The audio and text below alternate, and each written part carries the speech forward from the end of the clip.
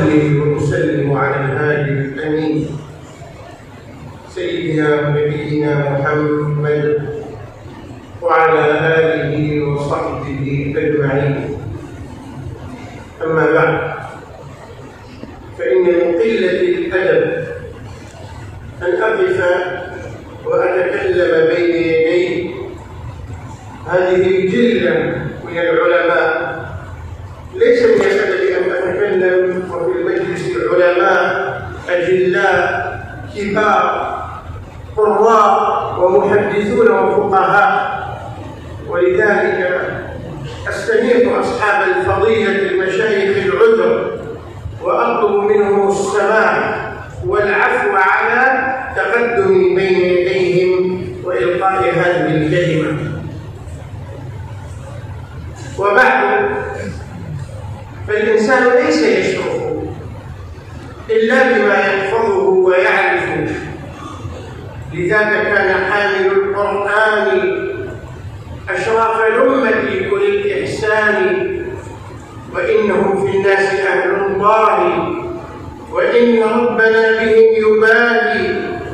وقال في القرآن عنهم وكفى بأنه أورثه من اصطفى. وإن كتاب الله أوثق شافع وأغلى غناء واهبا متفضلا، وخير جليس لا يمل حديثه وترداده يزداد فيه تجملا. وحيث الفتى يرتاع في ظلماته من القبر يلقاه سنا متهللا، هنالك يهنيه مقيلا ومرضدا، ومن أجله في ذروة العز يذكلا. يناشد في إرضائه بحبيبه وأجدر به سؤلا إليه موصلا.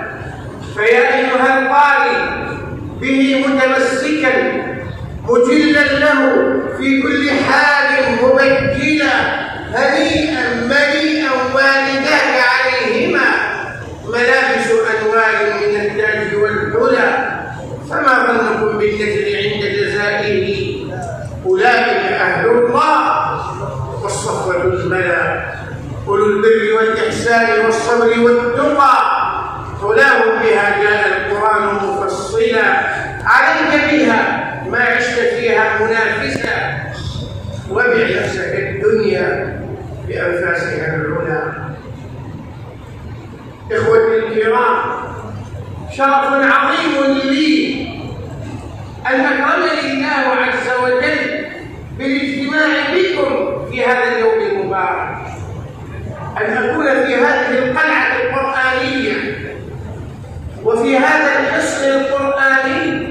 هذا شرف عظيم لي أن أكون بين يدي هؤلاء العلماء وبين يدي هؤلاء الطلاب الكرام. شرف لا يناله إلا من أكرمه الله سبحانه. فالحمد لله الذي أكرمني، والحمد لله الذي من علي بأن أحضرني في هذا المكان في هذا اليوم وجمعني بهذه الوجوه المباركة.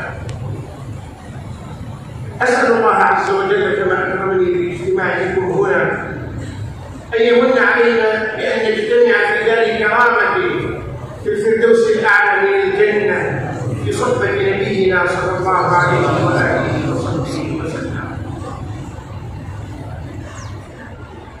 أنا في عقد وسرور وفرح وحضور حين سمعت تلك التلاوات المباركة الكريمة من تلك الأفواه الطاهرة من أولئك الطلاب الكرام. تذكرت قول الله سبحانه: يرفع الله الذين آمنوا منكم والذين أوتوا العلم درجات.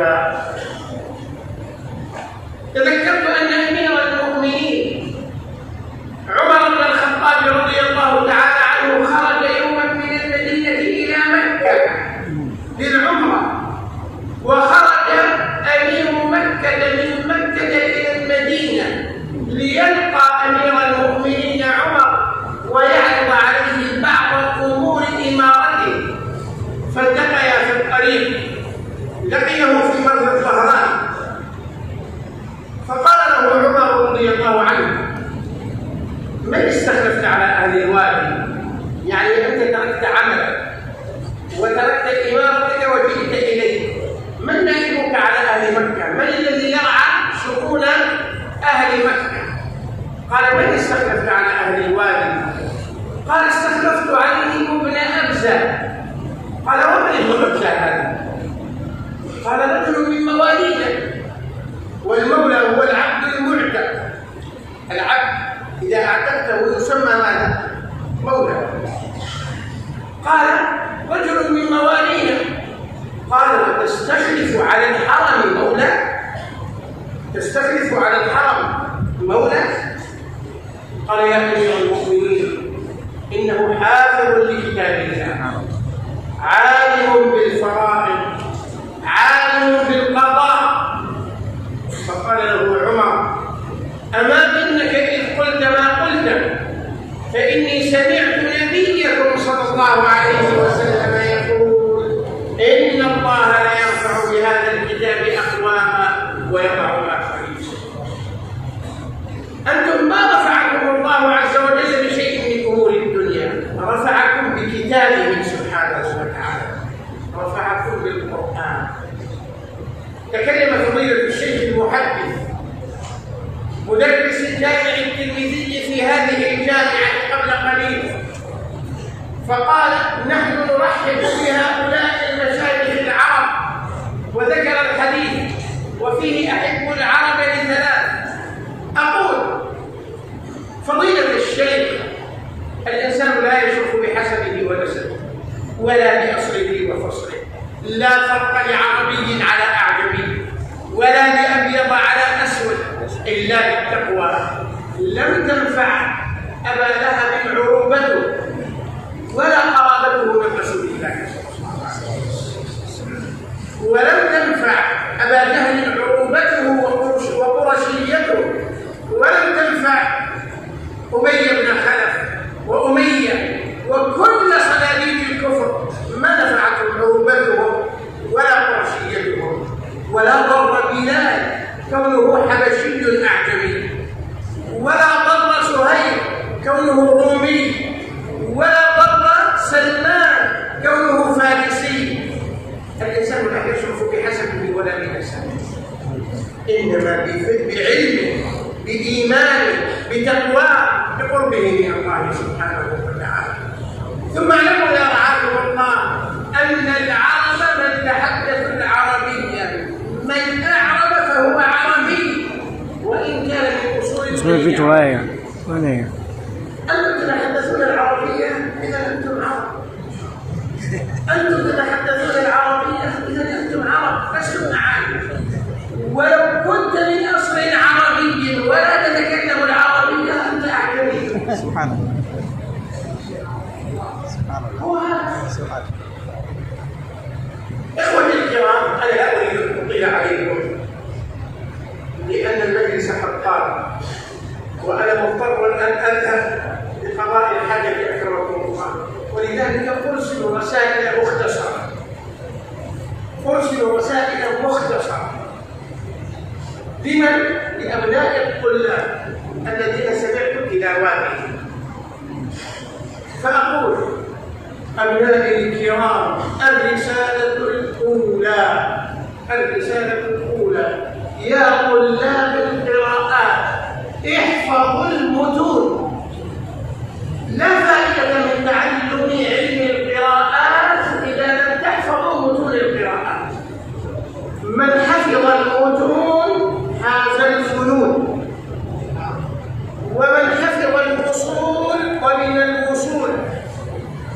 والرحبي رحمه الله يقول في منظومته الرحبية والثلثان وهما التمام فاحفظ فكل حافظ إمام. وإمامنا الشافعي رحمه الله تعالى يقول علمي معي حيثما يممت يسحبني، صدري وعاء له لا صدر صندوقي. إن كنت في البيت كان العلم فيه معي، أو كنت في السوق كان العلم في السوق. يا طلاب العلم، كل علم لا يدخل معك الحمام ليس بعلم. كل علم لا يدخل معك الحمام ليس بعلم. أنت لا تستطيع أن تأخذ المصحف الشريف إلى الحمام، حرام لا يجوز، لكن لو كان في صدرك هو معك كان في صدره هو معه. والله عز وجل ما قال بل هو آيات بينات في المصاحف، قال في صدور الذين أوتوا العلم. لا بد أن يكون العلم في صدره، ليس بعلم ما حوى الزمطر، ما العلم إلا ما حواه الصدر.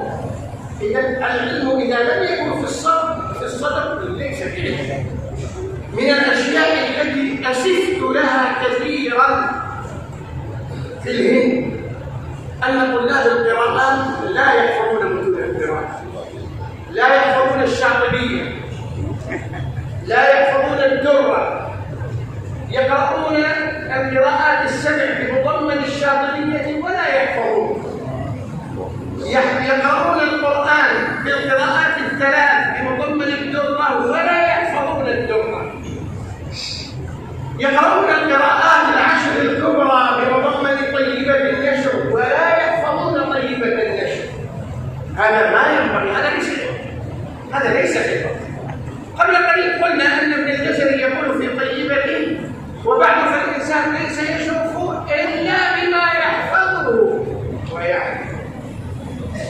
هذه مسابقة جيدة لكنها لا ترقى إلى ما نريد. يأتي الطالب وقد حضر في بيته آيات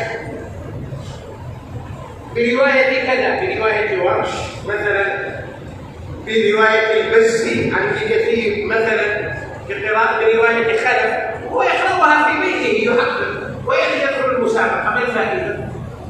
هذا لا يدل على حفظه.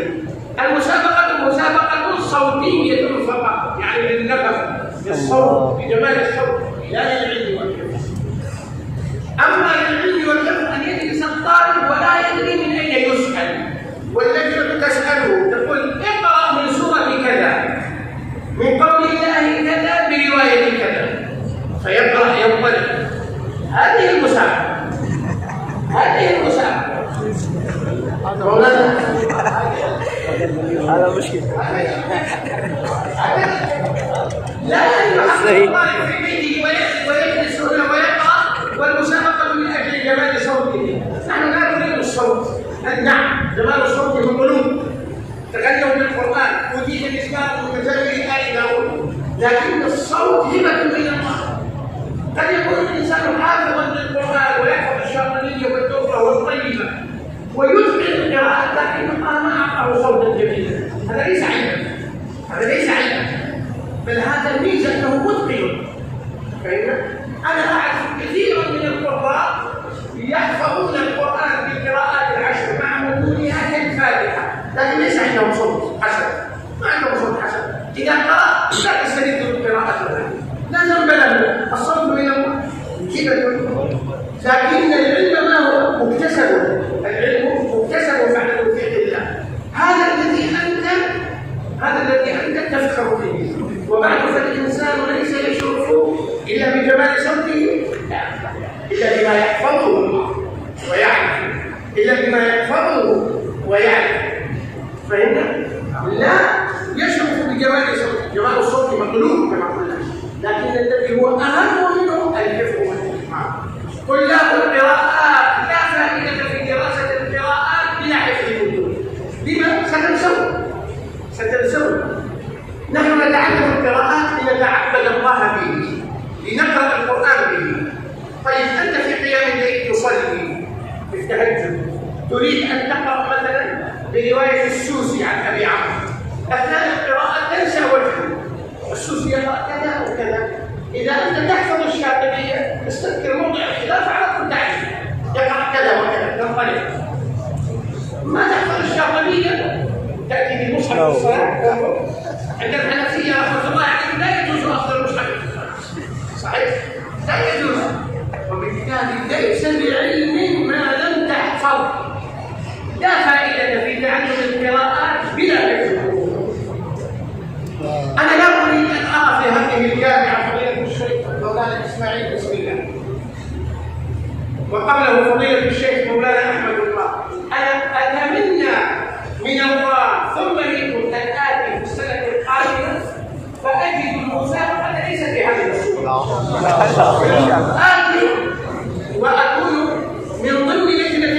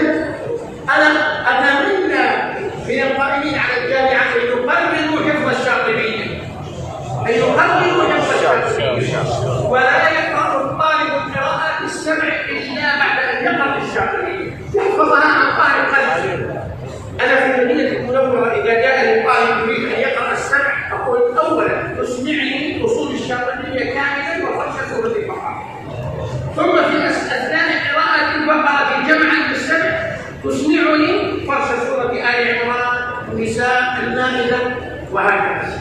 يريد يقرأ طيبة النشر، لا بد أن يسمعني أصول الطيبة كاملة وفرش سورة المصحف، ثم يسمع وهو يقرأ أثناء القراءة بقية فرش الحروف. لكن ما يأتي يجمع القراءات وهو لا يفهم الشاطبية ولا يحفظ. يريد أن يقرأ برواية ورش، يأتي الطلاب يقول أنا فقط أريد أقرأ رواية ورش. قل جيد، اذهب احفظ منظومة المتولي في رواية ورش، احفظ منظومة المتولي في رواية ورش، تعال اقرأها. يقول أريد أقرأ قراءة نافع. جيد، اذهب اقرأ منظومة الشيخ عبد الفتاح القاضي النظم الجامع لقراءة الإمام نافع. اقرأ هذا النظم، احفظه، تعال اقرأه عليك غير إذا هذا الأمر الأول. الأمر الثاني، النبي صلى الله عليه وسلم لم يقل خيركم من قرأ القرآن وأقرأه. هل قال خيركم من قرأ القرآن؟ لا، قال خيركم من تعلم القرآن وعلمه. التعلم أعم من الحفظ، الحفظ أخص. التعلم يشمل الحفظ والفهم والتدبر والعمل. التعلم يشمل الحفظ والفهم والتدبر والعمل. كثير منا يقول أهل القرآن هم أهل الله وخاصته، يقول أن أهل القرآن هم الذين حفظوا حروفه وضيعوا حدوده. هؤلاء ليسوا أهل القرآن من حفظوا الحروف والحدود. الحروف والحدود. إذا ما المطلوب منكم؟ يعرف القرآن، إذا أردت أن تقول بفضل الله يحفظ القرآن، يحفظه حفظ فهم وتدبر وخشوع وعقل. ليكن أحدكم قرآنا يمشي على الأرض، ليكن أحدكم قرآنا يمشي على الأرض. الرسالة الثالثة، الرسالة الثالثة، تعلموا العربية يا طلاب العلم. أنا لا أقول هذا تعصب، لكن القرآن عربي والسنة عربية والنبي صلى الله عليه وسلم عربي، والقرآن لا يفهم إلا بلغة العرب والسنة لا تفهم إلا بلغة العرب. أنت تحفظ القرآن ولا تفهمه لا فائدة، ولا يمكن فهم القرآن إلا باللغة العربية. عامة كتب التفسير لكبار أئمة الإسلام السابقين باللغة العربية. كيف تقرأ تفسير القرطبي وأنت لا تفسر العربي؟ كيف تقرأ تفسير ابن جرير الطبري قبله وأنت لا تفسر العربي؟ كيف تقرأ تفسير البغوي وأنت لا تفسر العربي؟ كيف تقرأ الكشاف وأنت لا تفسر العربي؟ كيف تقرأ البيضاوي وهو من المختصرات وأنت لا تفسر العربي؟ لا بد من تعلم اللغة العربية تحدثا وفهما، تحدثا وفهما. فهمنا يا طلاب العلم. هناك 5 رسائل أخرى لكن المرتبط، ولذلك لا أذكرها هذه فرصة أخرى، وأقول هذا لا يدل على تقصير فيكم، لا، بل الهند عامرة للعلماء. أنا دخلت قبلكم من الشارع العام، مررت ب5 أو 6 مجالس. هذه البلاد بلاد مليئة بالعلماء، والذي يأتي إلى هنا ليعلم كالذي يجب التمر إلى هجر. تعرفون هجر؟ هجر أغلى بلاد العرب بالتمر، فالذي يأتي بالتمر إلى هذه البلاد لا فائدة فيه. كذلك الذي يأتي يقول أنا عالم ليعلم في هذه البلاد لا فائدة منه. البلاد مليئة بالعلماء. هذه البلاد في كل قرية تجد عالما، وفي كل مدينة تجد عالما. ويكفي هذه البلاد فخرا أن كان منها ذلك الإمام العظيم الإمام أحمد بن عبد الرحيم العمري العدوي، تعرفونه؟ الملقب في الشهوة إله الدهلوي، الشهوة إله الدهلوي. هذا الإمام العظيم الذي حفظ الله به أساليب الحديث ليس في بلاد الهند فقط، حتى في بلاد العرب، حتى في بلاد العرب. فيكفي أهل الهند فخر هؤلاء العلماء الكبار الذين ملكوا الدنيا بلاد العرب والعجم علما وتصنيفا وتأليفا وتدريسا